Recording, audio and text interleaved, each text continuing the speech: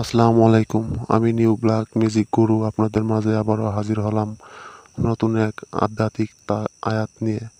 এই আয়াতটি হলো, আপনার কোনো ব্যক্তি যদি পালায়ে যায় কিংবা হারায় যায়, আপনারা আধা ঘন্টার ভিতরে তাকে ফেরত পাবেন ইনশাআল্লাহ। মনোযোগ সহকারে এই আয়াতটি পড়বেন। কোনো লোক নিখোঁজ বা পলাতক হয়ে গেলে পাওয়ার জন্য তালাশ করার সময় নিচের দোয়াটি বেশি বেশি করে পাঠ করবেন। ইনশাআল্লাহ আল্লাহর ইচ্ছামতো অতি শীঘ্রই তার সন্তান পাওয়া যাবে। এটি আখিরাত এবং কিয়ামত পর্যন্ত গ্যারেন্টি।